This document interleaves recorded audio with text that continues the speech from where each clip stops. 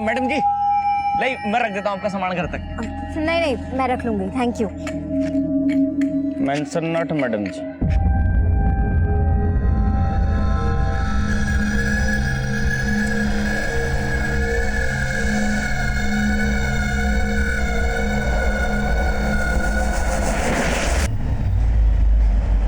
लो, हो गए फिर से दोनों शुरू। तू जब भी करनाल से आता है, इस घर में इस गेम के अलावा कोई बात नहीं चलती। तुझे पता है ना, मीनल की शादी सर पे है। हाँ, अरे तुम्हें क्या हो गया मेरी तरफ से? मीनल की शादी सर पे है। हाँ, अरे तुम्हें क्या हो गया मेरी तरफ से? तो पूरी तैयारी है ना। मेरे पे गुस्सा क्यों कर रहे हो? आप लोगों को शिकायत करनी है ना, गीता दीदी की करो। क्या कहा था आप लोगों ने? इस वीकेंड आ जाएगी, आई वो। लो, याद किया और आ गया इसका वीडियो कॉल। हेलो, कैसे हैं आप सब? हम सब तुझसे बहुत नाराज हैं। तू आई क्यों नहीं? अच्छा बाबा, सॉरी, नेक्स्ट टाइम पक्का आऊंगी। मैं 1 मिनट में आती हूँ। अरे, ये मीनल को किसका फोन आ गया? अरे उसे तो फोन आते रहते बेटा। तू बता कैसी है, वहाँ सब ठीक है?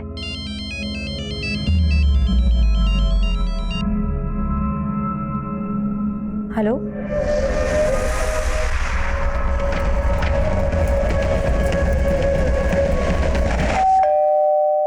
इतनी रात को कौन आया होगा? मैं देखता हूँ, रुक।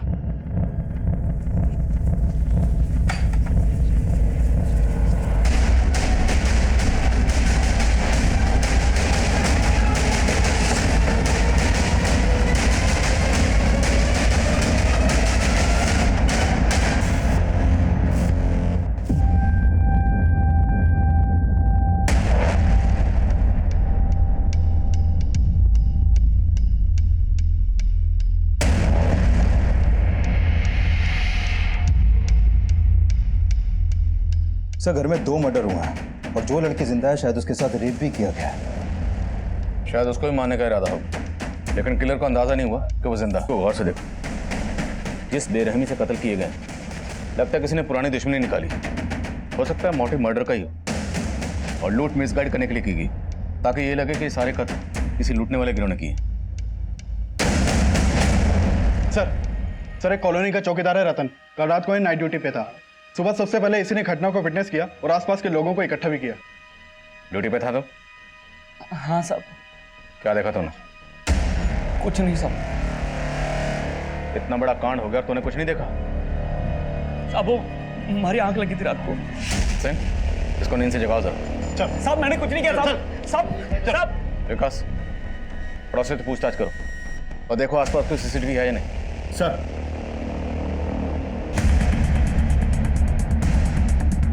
मिश्रा, इस सीसीटीवी की फुटेज निकलवाओ जल्द से जल्द।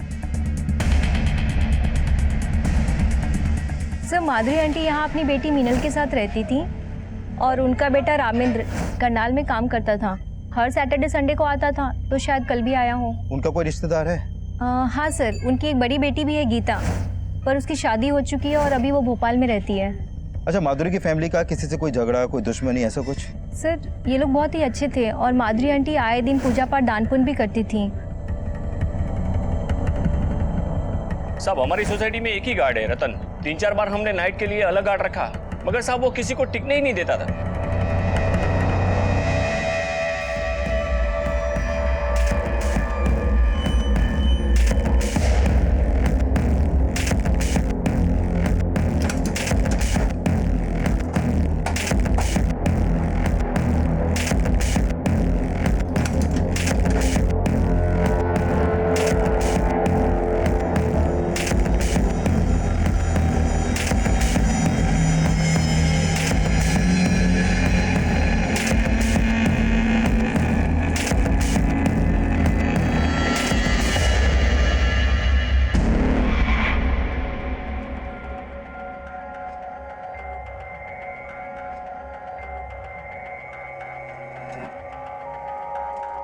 रानी, 8 बज गए, मेरा जूस कहाँ है? लाई पापा। डिसिप्लिन नाम की कोई चीज नहीं है इस घर में। पता नहीं दिन भर क्या करती रहती है। पापा जूस। जूस? पूरे 2 मिनट लेट हो तो अब मैं 2 मिनट के लिए तुम्हारे हाथ ऊपर करके तुम्हें खड़ा रखूंगा तो कैसा लगेगा तुम्हें? सॉरी पापा। सॉरी पापा? जाओ खड़ी क्या सर पे। सुनो, ठीक 9 बजे मुझे नाश्ता तैयार चाहिए। मैंने होमवर्क कर लिया। अरे वाह मेरा बच्चा, शाबाश।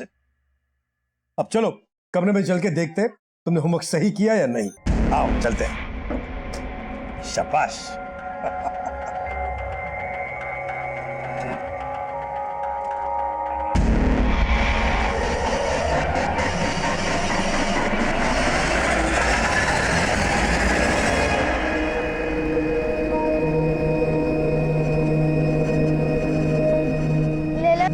ले लो ना फूल, ले लो ना 5 रुपए में, 5 रुपए में।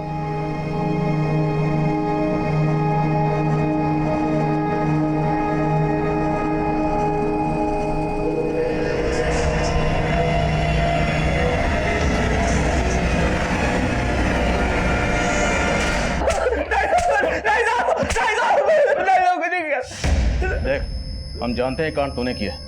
बोल तेरे साथ और कौन कौन शामिल था?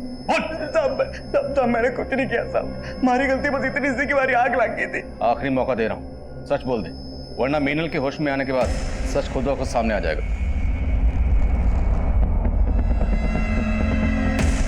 मीनल जी जिंदा? जिंदा है। तुम लोगों ने मारने की पूरी कोशिश की थी ना, लेकिन बच गए। साहब ये क्या कह रहे हो साहब? मैंने कुछ नहीं किया साहब, सच कह रहे हो, हमारी अम्मा की कसम खा के कह रहे हो साहब। ऐसे नहीं मानेगा, तोड़ो साला। जी बेटा, तुम जिस बस्ती में रहते हो ना बेटा, है वहां वैसे ही बहुत गंदगी होती है ना। तो अगर तुम रोज नहाओगे नहीं बेटा, फिर बीमार पड़ जाओगे, है ना बेटा। इसलिए रोज नहाया करो। नहाने से है ना बेटा मन बहुत खुश रहता है और पढ़ाई भी मन लगा रहता है कि नहीं? है कि नहीं? है कि नहीं?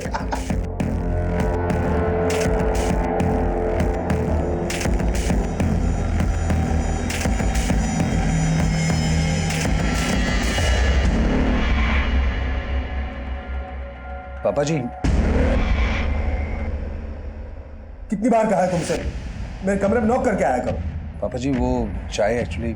जो कहना बाद में कहो, जाओ भी यहाँ से। जी।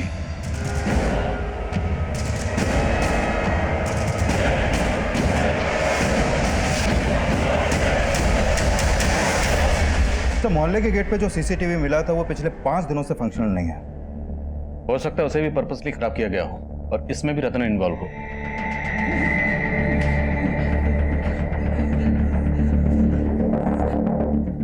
अब बोलेगा सच? बेकसूर साहब, मैंने कुछ नहीं किया, मुझे डर दीजिए साहब, बहुत डर लग रही साहब। अभी भी इसकी गर्मी निकली नहीं। इसको और लेटाओ बर्फ की सिली पे, तब ये सच बोलेगा। मैंने कुछ नहीं किया साहब। साहब मैं आपको एक बात बताना चाहता हूँ साहब।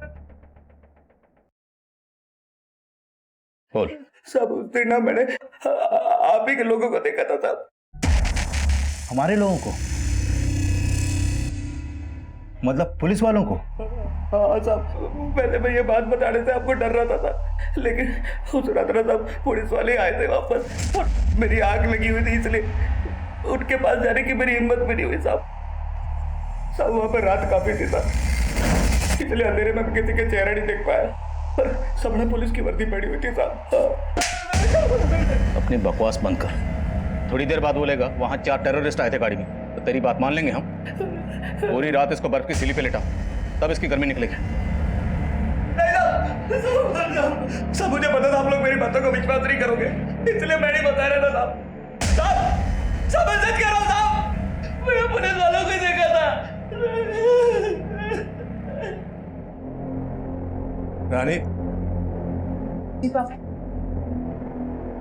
मैं बच्चों को पढ़ाने जा रहा हूँ, ठीक 8 बजे वापस आऊंगा। तब तक मुझे खाना तैयार चाहिए। ओके पापा। रस्सी जल गई लेकिन बल नहीं गया इस इंसान का। गनीमत समझो तुम्हारी शादी मुझसे करवा दी पापा ने। हाँ तुम्हारे लिए तो अच्छा है ना, लेकिन मेरा कहने को मैं इस घर का जमाई हूं, लेकिन मेरी औकात कुत्ते से ज्यादा नहीं है। और ये तुम्हारे बाप का कमीनापन है। शट अप अनिल, जबान संभाल के बात तुम करो। अपने पापा को संभालो ना। ये बच्चे पढ़ाने की समाज सेवा के नाम पे वो जो कुछ भी कर रहे हैं, इसका अंजाम क्या होगा तुम्हें कोई अंदाजा है? बस अनिल, मैं मानती हूँ पापा थोड़े गुस्सैल है, स्ट्रिक्ट है, पर तुम मेरे पापा के बारे में इतना गंदा सोच भी कैसे सकते हो? गंदा कर रहे हैं इसलिए बोल रहा हूं मैं। तुम्हारे पापा क्या कर रहे हैं, क्या करतूते कर रहे हैं, वो सब मैं देख चुका हूं। तुम्हारे पापा के चक्कर में हम सब फंसने वाले हैं। एक भी बच्चे के अगर माँ बाप को यह पता लग गया ना, तो हम सब के सब जेल पे चले जाएंगे।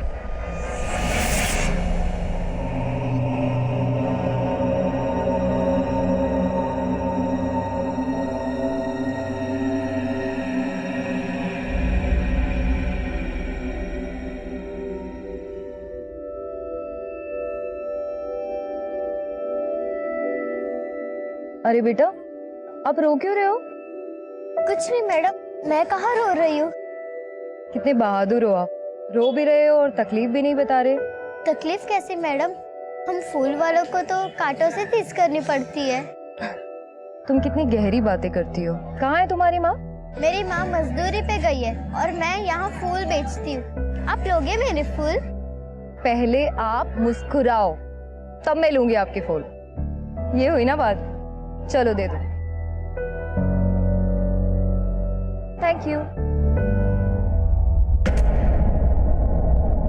ये रतन बार बार अपना बयान बदल रहा है, और ये अकेला नहीं होगा, इसके और भी साथी होंगे जिनके साथ मिलकर इसने इस लूट, कत्ल और बलात्कार की वारदात को अंजाम दिया। और इस पूरी वारदात को सिर्फ मीनल ने विटनेस की। उसका बयान हमारे केस के लिए बहुत अहम है। उसकी तबीयत कैसी है? कंडीशन ठीक नहीं है सर उसकी, कुछ कह नहीं सकते कि बयान देने की हालत में कब आएगी वो। और वो माधुरी की बड़ी बेटी गीता, वो कब लौट रही? सर इन्फॉर्म कर दिया मैंने उसको, भोपाल में रहती है, आने में थोड़ा टाइम लगेगा। जैसे ही आती है मुझे इसके बारे में इन्फॉर्म करो। हो सकता है इसके बयान से हमें इस केस में कुछ मदद मिले। सर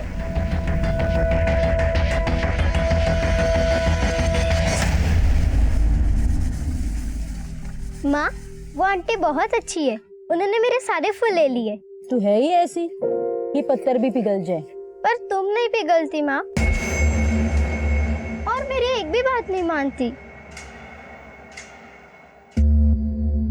तू सोच ले, मैं तेरी निर्दयी माँ हूं, लेकिन तेरा भला ही सोचूंगी। मैं गमी sir. Comment. Sir forensic team को माधुरी के घर से ऐसे कोई भी अननोन फिंगरप्रिंट्स नहीं मिले हैं जो क्रिमिनल से बिलोंग करते हो। शायद क्रिमिनल्स ने हैंड ग्लव्स पहने होंगे। सर रतन बोल रहा था कि वहां पर पुलिस की वर्दी में लोग आए थे, लेकिन मैंने पेट्रोलिंग टीम से चेक किया, उस रात वारदात के दौरान वहां पर कोई भी पीसीआर नहीं गई थी। मतलब ये रतन झूठ बोल रहा है। हो सकता है उसने खुद ही किसी गैंग को एंट्री दी। लेकिन सर रतन के कॉल रिकॉर्ड में इसका कोई क्लू नहीं मिल रहा। एक बात और सर, मैं मीनल का इलाज कर रहे डॉक्टर से मिला था, उन्होंने कंफर्म किया कि मीनल के साथ रेप भी हुआ था। लेकिन सर मीनल की बॉडी पर से सिर्फ एक ही रेपिस्ट का डीएनए मिला, जबकि हम मान रहे थे कि इतनी बड़ी लूट और हत्या को कई लोगों ने अंजाम दिया होगा। मीनल की बॉडी पर जो रेपिस्ट के डीएनए सैंपल्स मिले, उसे रतन के डीएनए सैंपल से मैच करवाने की परमिशन निकलवाओ। सर रतन, रविंदर, माधुरी और मीनल, इन सब के कॉल रिकॉर्ड चेक किए। सर मीनल के नंबर पे एक सस्पिशियस नंबर मिला है, और पिछले काफी समय से मीनल की इस नंबर पे बातें हो रही थी। किसका नंबर है? सर दीपक शर्मा, गुरुग्राम के सेक्टर 15 का रहने वाला है, और सर घटना के 2 दिन पहले से ये गायब है। इसके घर पे भी ताला लगा है। तब पता चला है कि मीनल के साथ इसकी शादी होने वाली थी। ये मीनल का मंगेतर है? जी सर। तो इसका इस लूट और बलात्कार से क्या कनेक्शन हो सकता है?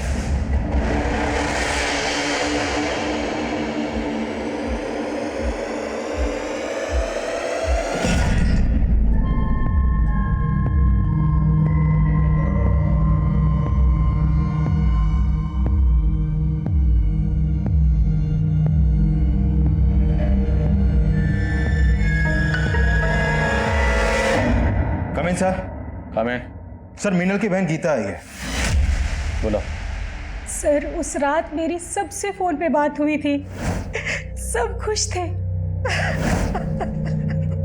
आपका पूरा परिवार खत्म हो गया, फिर भी आपको यहाँ आने में 24 घंटे से ज्यादा वक्त लग गया। सर मेरे हस्बैंड हॉस्पिटलाइज्ड है और यहाँ आने के लिए मुझे टिकट भी नहीं मिल रही थी। अब आपकी माँ तो रही नहीं, और वैसे भी मीनल तो आपकी सगी बहन तो है नहीं। अब आपकी माँ के गुजरने के बाद उनकी पूरी प्रॉपर्टी, घर बार, सब कुछ तो आप ही का है, नहीं? आप कहना क्या चाहते हैं सर? वही जो आप समझ रही हैं। हमें पता चला है कि आपकी माँ अपनी प्रॉपर्टी का 50% आपकी सौतेली बहन मीनल को देने वाली थी, और बाकी का आपको और आपके भाई रामेंद्र को। सर आप जैसा सोच रहे ऐसा कुछ नहीं था, और 50% का हिस्सा उसे देना वो तो माँ का अपना डिसीजन था सर। लेकिन आपको अपनी माँ के इस डिसीजन से ऑब्जेक्शन थी, आपने ऑब्जेक्ट भी किया था। यस सर, हमने ऑब्जेक्ट किया था और माँ तो मीनल को हमारा घर भी देना चाहती थी। सर उस घर से हम सबकी यादें जुड़ी थी। हम बस यही चाहते थे कि वो घर मीनल को ना मिले। और आपकी माँ नहीं मानी इसलिए आपने उनको? नहीं, माँ ने तो हमारी बात मान ली थी। वो बोली थी कि वो मीनल के लिए दूसरा घर खरीदेंगे। दूसरा घर? यस सर, इसी वजह से तो घर में काफी सारा कैश रखा हुआ था और वो सब। अच्छा, आप दीपक के बारे में क्या जानते हैं? सर माँ मीनल की शादी दीपक से कराना चाहती थी, पर मुझे दीपक बिल्कुल पसंद नहीं था सर। क्या? क्योंकि वो मीनल से सिर्फ इसलिए शादी करने के लिए तैयार हुआ ताकि उसे माँ से घर और काफी सारा दहेज मिल सके। मीनल अपाहिज है, इसलिए उसका घर बसाने के लिए माँ कुछ भी करने के लिए तैयार थी। मुझे तो दीपक की नीयत पे शुरू से ही शक था सर। पर हमें पता चला कि दीपक गायब है। क्या? आप हमें बता सकती हैं दीपक कहाँ मिलेगा? उसके किसी जान पहचान वाले को आप जानती हैं? सर मैं उसके बारे में ज़्यादा तो नहीं जानती, पर उसने बोला था कि उसके माँ बाप भी अब इस दुनिया में नहीं है। ठीक, आप जा सकते हैं। सर दीपक इस घटना के 2 दिन पहले से अपना फोन बंद करके गायब है। कहीं ऐसा तो नहीं कि पहले दीपक ने उस दिव्यांग लड़की मीनल से शादी करने की हाँ की और फिर इस लूट और हत्या को अंजाम दिया? इस केस को समझने के लिए पहले हमें मीनल और दीपक को समझना होगा। इस दीपक को किसी भी सूरत में ढूंढो। सर दीपक के कॉल रिकॉर्ड में उसके कुछ दोस्तों और रिश्तेदारों के नंबर मिले थे, मैं उन सबसे मिला, लेकिन उसका कहीं से कोई लीड नहीं मिल पा रहा। हो सकता है कोई कुछ छुपा रहा हो। दीपक के कॉल रिकॉर्ड में जितने नंबर हैं सबको इन्वेस्टिगेट करो। सर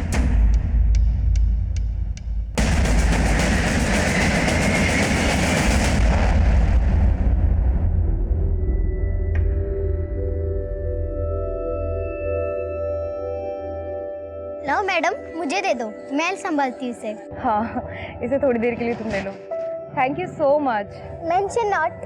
अरे वाह, तुम तो इंग्लिश भी बोल लेती हो। पढ़ाई करती हो? नहीं मैडम, मैं नहीं पढ़ती। अच्छा चलो, तुम उसे 2 मिनट संभालो, मैं अब भी आई। हाँ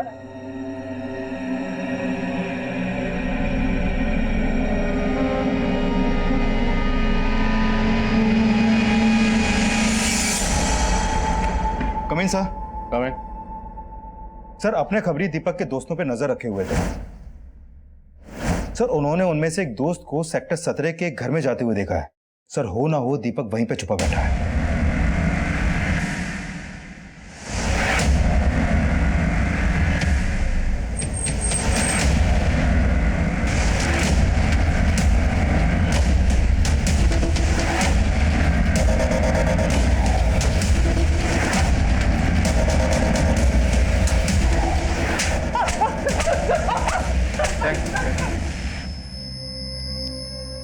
सर मैं वैष्णो देवी गया हुआ था सर।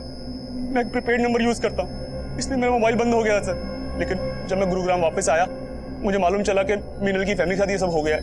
मैं बहुत डर गया था सर, इसलिए छुप गया था। तो डर इसलिए रहा था क्योंकि तू इस सब में शामिल है? नहीं सर, मेरा इसमें कोई हाथ नहीं है सर। सर मैं तो मीनल से मिलने के लिए हॉस्पिटल भी गया था, लेकिन आप सबको वहां देखकर मेरी हिम्मत नहीं हुई सर। तो मैं जानता हूँ कि गीता मुझे पसंद नहीं करती, और मैं ये भी जानता हूँ कि सबसे पहला शक उसका मेरे पे ही आएगा सर। उसी डर से मैं छिपा हुआ था सर। आखिरी मौका दे रहा हूँ, सच बोल दे। नहीं सर, ऐसा कुछ भी नहीं है सर, मैंने कुछ भी नहीं किया। लाओ प्रसाद इसको। दीपक के डीएनए को भी मीनल की बॉडी पर मिले रेपिस्ट के डीएनए से मैच करवाओ। देखते हैं क्या सामने आता है। मीनल की तबीयत कैसी है? सर धीरे धीरे रिकवर कर रही है वो, लगता है बहुत जल्द बयान देने की हालत में होगी। रतन के अलावा माधुरी की बड़ी बेटी गीता और मीनल का मंगेतर दीपक भी हमारे प्राइम सस्पेक्ट, और इस वारदात का मकसद माधुरी की जायदाद के पीछे का लालच ही नजर आ रहा था। लेकिन इस केस के कई और पहलू, कई और ऐसे चेहरे थे जो तब हमें नजर नहीं आए थे। फूल बेचने वाली बच्ची सरिता, सरिता की मां रमाकांति, और वहीं कर्नल अनंत चौधरी और उसका परिवार, वो सब इस केस के चेहरे थे। लेकिन ये सब चेहरे इस केस से कैसे जुड़ने वाले थे तब हमें पता ही नहीं था।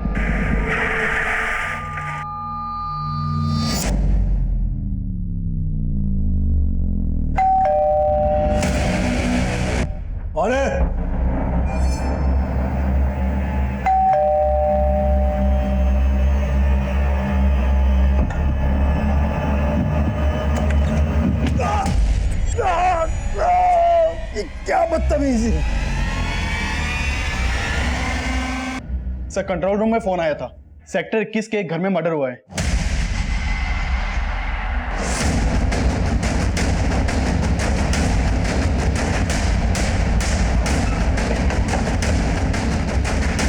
सर ये वाला घर है।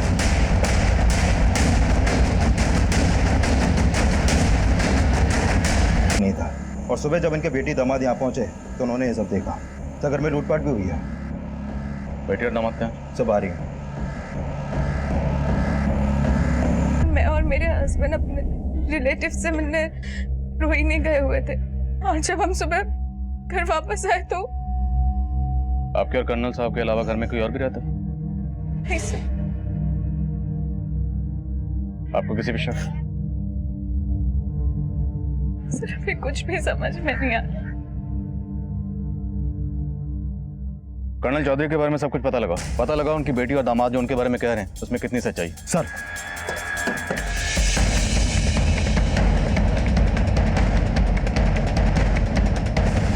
रात में यहाँ से किसी को आते जाते देखा था क्या? नहीं साहब, लेकिन कल शाम को कर्नल साहब के घर से काफी लड़ाई झगड़े की आवाजें आ रही थी और उसके थोड़ी देर बाद उनका बेटी और दामाद सामान लेके यहाँ से कहीं निकल गए। ऐसा लग रहा था कहीं बाहर जा रहे हैं। सर हमारा पापा से झगड़ा हुआ था लेकिन उनका मर्डर से इस बात का कोई लेना देना है या नहीं वो हम डिसाइड करेंगे। आप ये बताइए कि झगड़े की वजह क्या थी? सर हम आपको पहले बता नहीं पाए। एक्चुअली मेरे ससुर जी अच्छे इंसान नहीं थे। जो भी कहना साफ साफ बोलिए। सर वो पीडोफिलिक थे। सर वो चैरिटी के नाम पे बच्चों को पढ़ाते थे लेकिन उनकी इंटेंशन ठीक नहीं थी। वो किसी न किसी बहाने से बच्चों को घर पे ले आते थे और क्या ये सब सच है? हाँ सर, इसी वजह से उस दिन हमारा पापा से झगड़ा हुआ था। अरे वाह, हैंडसम लग रहा है मेरा राजू। बहुत अच्छे लग रहे हो। ये लो बेटा, ये पैसे अपने पापा को दे देना, ठीक है? जाओ, शाबाश। क्या है रानी, क्या बदतमीजी है? कितनी बार कहा है तुमसे मेरे कमरे में आने से पहले नॉक किया करो। एक मिलिट्री मैन की बेटी होकर इतनी भी डिसिप्लिन नहीं है तुम। कीजिए पापा, मैं इतने टाइम से अनिल की बातों को इग्नोर कर रही हूँ पर वो सही है। मुझे तो शर्म आती है कि आप मेरे पापा। क्या मतलब, क्या है तुम्हारा? आप अच्छी तरह से जानते हैं कि आप बच्चों को कमरे में लाके उनके साथ माइंड योर लैंग्वेज। पहले आप अपनी हरकतें देखिए पापा। नहीं रहना ऐसे इंसान के साथ जो बच्चों के साथ ऐसी गंदी हरकतें करते। नहीं रहना मेरे साथ, तो निकल जाओ यहाँ से। हमें तो डर लग रहा था कि उनकी इन हरकतों की वजह से कोई बड़ा बवाल ना खड़ा हो जाए। और तो आपको लगता है इनकी मौत के पीछे ये वजह हो सकती है? सर हो सकता है किसी बच्चे के पेरेंट्स को इसकी असलियत का पता लग गया और वो किन किन बच्चों का आना जाना इस घर में? सर अभी कुछ दिनों से कोई राजू नाम का लड़का बार बार आ रहा था घर पे। रहता कहाँ है रोज? सर वो पास की बस्ती में रहता है। उसका स्केच बनवा सकते हैं?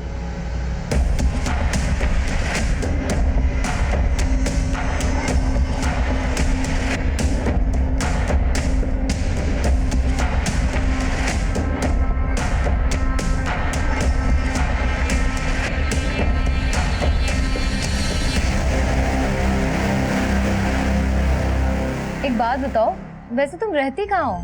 पास वाली झोपड़पट्टी में। अरे तुम्हें तो बहुत बुखार है, हमें तो डॉक्टर के पास चलना पड़ेगा। चलो उठो जल्दी। नहीं मैम, मैं ठीक हूँ। इससे नहीं होगा, चलो। हाँ साहब, कर्नल साहब यहाँ के बच्चों को पढ़ाते थे। तो बच्चों, हम आज फिर से हिंदी कविता दोहराएंगे जो हमने कल पढ़ी थी। चल घर चल घर पे। अरे अरे ये क्या कर रही है? मोहन को क्यों ले जा रही है? मेरे बच्चों से दूर रहा करो। हमने सुना है कि आपका उनसे काफी झगड़ा भी हुआ था। हाँ साहब, लेकिन हमें मालूम नहीं था। वो बहुत ही अच्छे आदमी थे कर्नल साहब। वो कैसे? साहब वो बच्चे को पढ़ाते ही नहीं, बल्कि जो बच्चे स्कूल नहीं जा पाते थे उनको स्कूल भेजते थे और उनकी फीस भी भरते थे। साहब उस दिन मैं अपने बच्चे को लेकर आई थी, उसके बाद आकर वो मुझसे मिले भी थे। देखिए, मैं नहीं जानता कि आप अपने बच्चे को मुझसे क्यों नहीं पढ़वाना चाहते, लेकिन स्कूल भी तो नहीं जा रहा है। चलिए मुझसे मत पढ़वाइए, लेकिन इसका स्कूल में एडमिशन तो करवा दीजिए। ये लीजिए। साहब वो बच्चों को पढ़ाते ही नहीं, बल्कि उन्हें साफ सुथरा रहने की बात भी बोलते थे। और कुछ बच्चों को तो वो अपने घर ले जाकर नहलाते थे और उन्हें नए कपड़े देते थे। इस बच्चे को जानती हो? पता चला है कि इसी इलाके में कहीं रहता है ये। हाँ साहब, ये तो राजू है। इसका परिवार तो 3 दिन पहले यहाँ से चला गया। कहाँ गया वो? मैंने सुना था उनको मजदूरी का काम मिल गया है दिल्ली में, तो वहीं चले गए होंगे। सर उस औरत ने ही नहीं बल्कि काफी लोगों ने कर्नल आनंद चौधरी के बारे में अच्छा बोला है, काफी लोगों की मदद करते थे वो। लेकिन सर समझ में नहीं आ रहा कि रानी और अनिल को ये क्यों लगा कि वो पेडोफाइल है। अब या तो ये दोनों झूठ बोल रहे हैं या हो सकता है उनकी गलतफहमी हुई। और उन लोगों ने जिस राजू नाम के बच्चे का स्केच बनवाया था वो 3 दिन पहले अपनी फैमिली के साथ कहीं चला गया। इसका क्या चक्कर हो सकता है? सर ये मुन्ना है, हिस्ट्री शीटर है। सर कर्नल के घर पे फोरेंसिक टीम को एक अननोन आदमी के फिंगरप्रिंट्स मिले थे। हमने अपने डाटाबेस से वो फिंगरप्रिंट मैच करके देखे, वो इस मुन्ना हिस्ट्री शीटर के फिंगरप्रिंट से मैच करते हैं। सर मुन्ना राजस्थान की एक जेल में लूटपाट और चोरी के इल्जाम में बंद रह चुका है। काफी टाइम पहले वहां से छूट गया था, लेकिन अभी अंडरग्राउंड है। तो हो सकता है इस हिस्ट्री शीटर मुन्ना ने कर्नल चौधरी का कत्ल किया। और ये भी हो सकता है किसी ने इसको सुपारी दी। लेकिन सवाल यह है कि सुपारी किसने दी होगी? सर हो सकता है ये सुपारी रानी और अनिल ने दी, क्योंकि पता चला है कि रानी और अनिल की कर्नल आनंद चौधरी से बिल्कुल नहीं बनती थी और कर्नल के मरने के बाद जायदाद भी उन्हीं की होने वाली थी। तो शायद रानी और अनिल ने हमें कर्नल के बारे में रॉन्ग इन्फॉर्मेशन दी। दोनों की बैकग्राउंड चेक करो और ये भी चेक करो क्या कर्नल की बैकग्राउंड में कोई ऐसा था जिसका इस हिस्ट्री शीटर मुन्ना से कोई ताल्लुक हो। अच्छा मुझे अपनी बेटी की तरह ही पाला था। उनके कहने पे ही मैं दीपक से शादी कर रही थी। उस दिन रात को रामेंद्र भैया करनाल से वापस आते, हम बहुत खुश थे सर।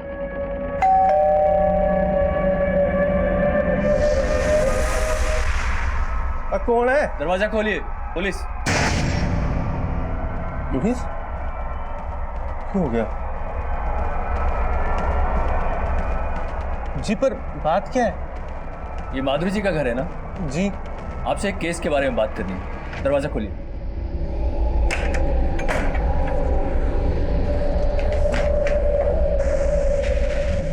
ये कौन है? जी ये मेरा बेटा है। और उसने तो कहा था घर पे सिर्फ बुढ़िया और लड़की रहती है, फिर ये कहां से आ गया?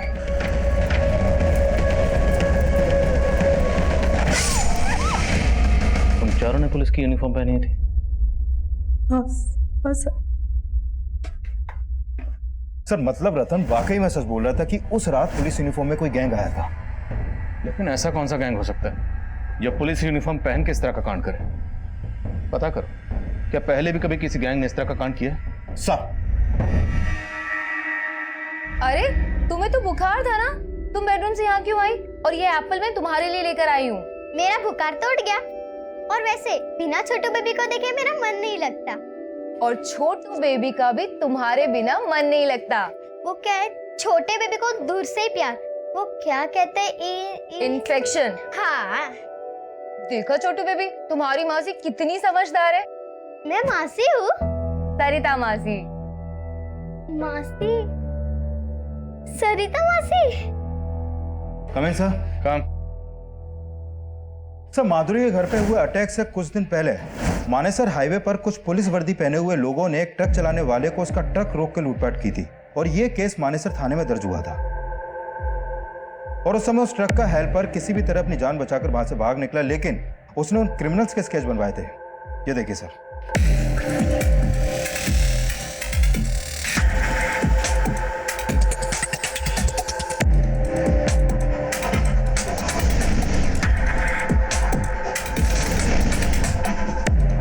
सर इनमें एक मुन्ना भी था।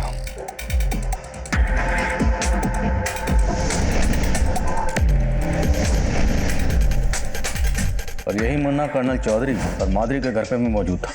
और मिनल ने कहा था कि वो लोग रामेंद्र को वहां देखकर हैरान हुए थे। और उसने तो कहा था घर पे सिर्फ बुढ़िया और लड़की रहती है, फिर ये कहां से आ गया? मतलब इन लोगों ने उस घर की पहले रैकी की थी। ये लोग अच्छी तरह से जानते थे कि उस घर में सिर्फ माधुरी और मिनल रहते, इसलिए उस घर को टारगेट किया गया। सर ये कर्नल चौधरी अपनी बेटी और दामाद के साथ उस घर में रहते थे और जब ये दोनों ही घर में नहीं थे उसी समय यह हादसा हुआ। अब सर ये कोइंसिडेंस है या फिर कोई साजिश, कुछ समझ में नहीं आ रहा। और ये चक्कर भी समझ में नहीं आ रहा कि जो बच्चा राजू कर्नल चौधरी के घर पर अक्सर आता जाता था वो अचानक अपनी फैमिली के साथ कहाँ गायब हो गई और क्यों? और हमें पता चला था कि माधुरी स्लम की बच्चियों को मंदिर में बुलाकर उन्हें कन्या भोज करवाती थी। डॉक्टर से कहो कि हमें मीनल से दोबारा मिलना है। माँ शुरू से हर 15 दिन में अष्टमी पे कन्या भोज कराती थी।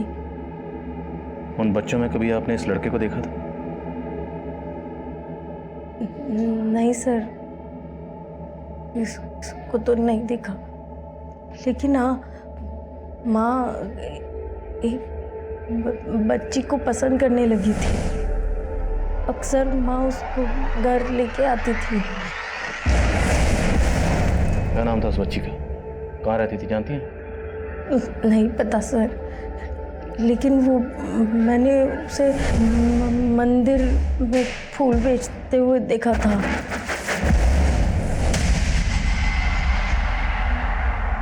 आप उसका स्केच बनवा पाएंगे? दीदी, अरे तुम क्यों लेकर आई मेरे लिए पानी? मैं ले आती ना। मैडम जी अब मैं बिल्कुल ठीक हूँ। आपके सारे काम मुझे बोलो, मैं कर लूंगी। तुम हमें जेल भिजवाना चाहती हो? जेल? हाँ, छोटे बच्चों से काम कराना गैर कानूनी होता है, आपको पता है? अरे मैडम जी मैं कहाँ काम कर रही हूँ, मैं तो बस अपनी बड़ी दीदी के लिए पानी ला रही थी। थैंक यू मेरी छोटी बहना, सो स्वीट।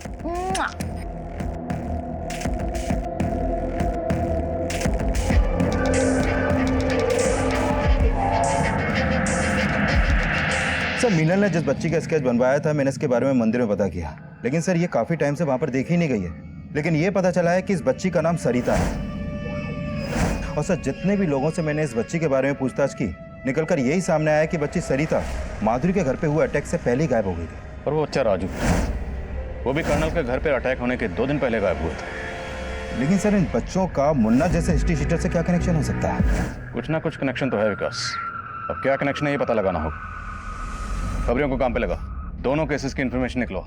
सर हमें ऐसा लग रहा था कि राजू और सरिता ऐसे 2 चेहरे थे जो इन दोनों ही केसेस को जोड़ने वाली कड़ी थी, लेकिन उनका हिस्ट्री शीटर मुन्ना से क्या कनेक्शन हो सकता था, ये जानने के लिए हमने दिल्ली, हरियाणा और राजस्थान के तकरीबन सारे पुलिस स्टेशन की पुरानी फाइलों को छान मारा। पुलिस टीम और खबरियों की दिन रात की मेहनत के बाद हमारे हाथ ऐसी इंफॉर्मेशन लगी जिसने इस केस का एक अलग ही पहलू हमारे सामने रख दिया। माधुरी और कर्नल चौधरी के घर पर लूट की वारदातों को अंजाम देने वाला कोई और नहीं बल्कि यही गैंग है, रिचर्ड गैंग।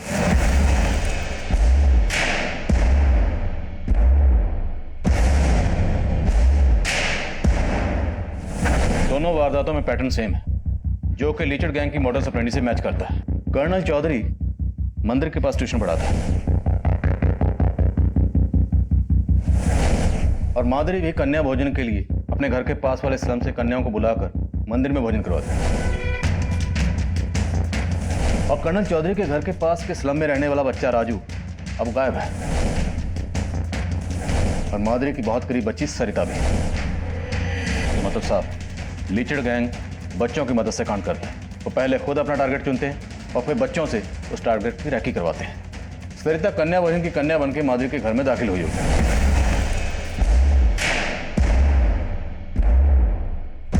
और ये बच्चा राजू स्टूडेंट बनके कर्नल चौधरी के घर में। और हो सकता है कि शायद ये दोनों बच्चे लीचड़ गैंग के लिए काम करते हैं।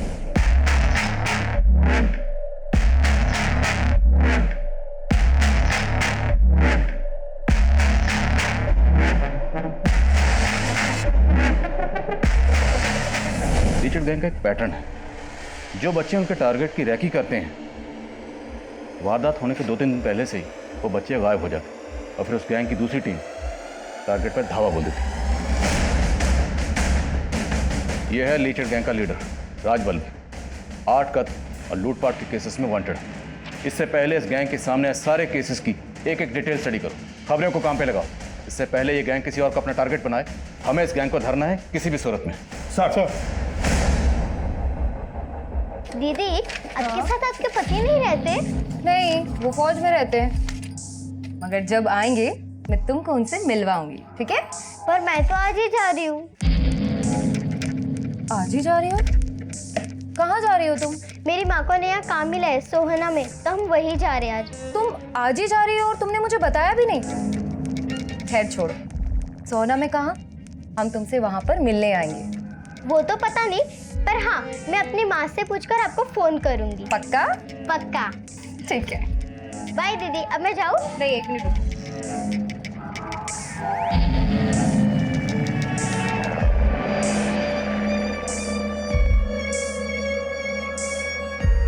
ये लो, ये पैसे अपनी मम्मी को देना और तुम्हारे रास्ते के लिए इसमें कुछ ज़रूरत का सामान है, ठीक है? बाय दीदी। अपना ध्यान रखना, बाय बाय।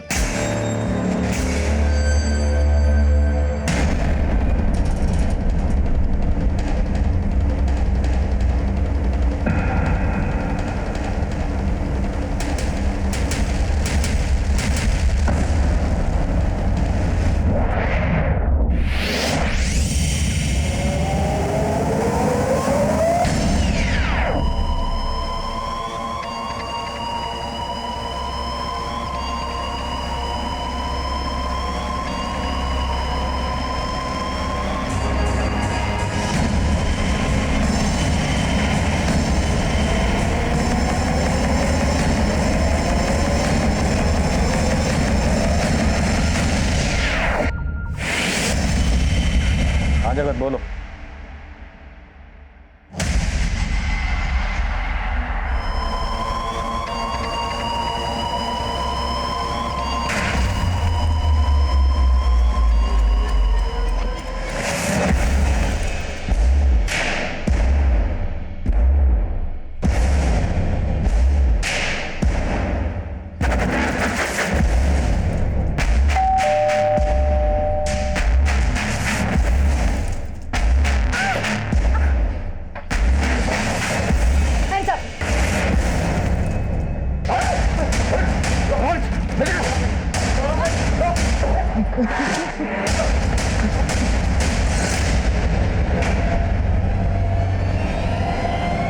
राजवल्लभ कहाँ? बोलो बोलो, राजवल्लभ कहाँ? एक तरफ जहां हमने अनीता के घर में होने वाली लूट की कोशिश को नाकाम कर दिया था, वहीं दूसरी तरफ हमारे एरिया के एक और घर को टारगेट बनाया गया था, जहां माधुरी और कर्नल के घर की तरह ही न सिर्फ लूट हुई थी बल्कि उस घर में रहने वाले अकेले बुजुर्ग का कत्ल भी कर दिया गया था।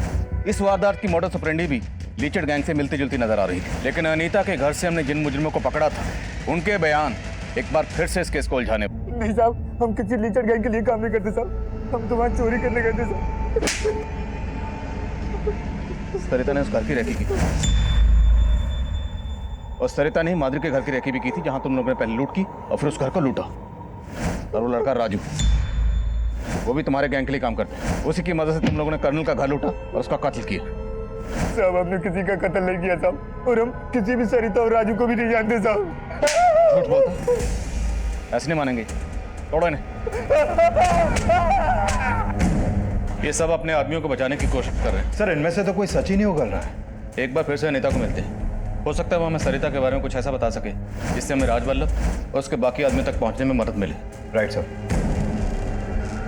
जब सरिता यहाँ से गई थी तो उसने आपसे कुछ कहा? कोई भी ऐसी बात जो हमें उन तक पहुंचने में मदद कर सके? सर मैंने जब उसे 2000 रुपए दिए थे तो वो 10-15 मिनट के बाद फिर से मेरे पास वापस आई थी। ये लो, ये पैसे अपनी मम्मी को देना और तुम्हारे रास्ते के लिए इसमें कुछ जरूरत का सामान है। दीदी। सरिता क्या हुआ? तुम रो क्यों रहे हो? दीदी मुझे माफ कर दो। माफ कर दो? लेकिन हुआ क्या? दीदी आप चले जाओ वरना वो लोग आके आपको मार देंगे। मार देंगे? सर उसी के बाद मैंने आपको सरिता के बारे में इन्फॉर्म किया था। लेकिन हाँ सर, सरिता बोल रही थी कि वो अपने मम्मी पापा के साथ सोना जा रही है। सोना? इस छोरी ने फिर से हमारे साथ दगा करा है। वो तो इसके हाव भाव से मन में पहले ही पता चल गया था कि वो हमने फंसवाएगी, इसलिए मैंने वहां अपने दूसरे आदमियों को भेजा था। लेकिन राजवल्लभ भाई, पुलिस ने उन्हें पकड़ लिया है। वो लीचड़ गैंग के वफादार आदमी है, मुंह नहीं खोलेंगे।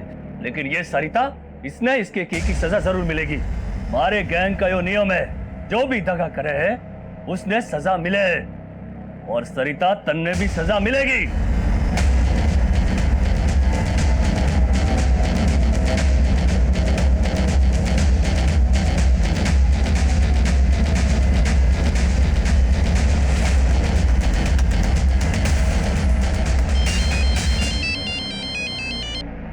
हेलो,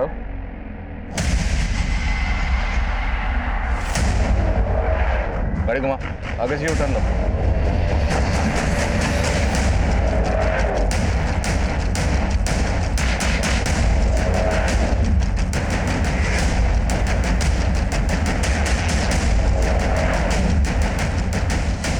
चल हथियार ला।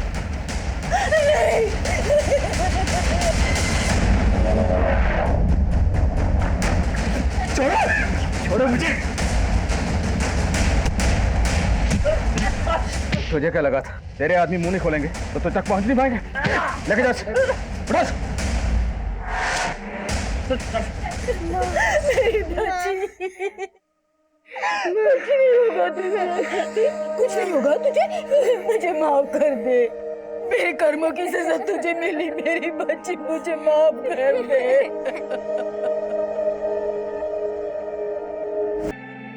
यूं तो सरिता खूंखार अपराधियों के लीचड़ गैंग का हिस्सा थी, लेकिन उसकी मासूमियत ने उसे यह फर्क बहुत जल्दी समझा दिया था कि लालच और हिंसा का अंत हमेशा बुरा होता है। सरिता को हमने बचा लिया और सरिता समेत बाकी और बच्चों को भी बाल सुधार गृह में भेज दिया गया। लेकिन सच ये भी है कि सरिता की वजह से ही हम उस गैंग तक पहुंचने में कामयाब हुए थे, जो गैंग पिछले कई सालों से देश के अलग अलग हिस्सों में अपना आतंक फैलाए हुए था। कंपैशन, दया भाव समाज के समुचित विकास के लिए अच्छा है, लेकिन जज्बातों की रौ में बहकर बिना जांच पड़ताल किए किसी अनजान के लिए अपने घर के दरवाजे खोल देना एक दस्तक है। आप अपने घर में एक जुर्म को दाखिल कर रहे हैं, जैसा कि इस केस में हुआ। अब मैं आदिल खान आपसे इजाजत लेता हूं। आपसे फिर मुलाकात होगी एक और नए केस के साथ।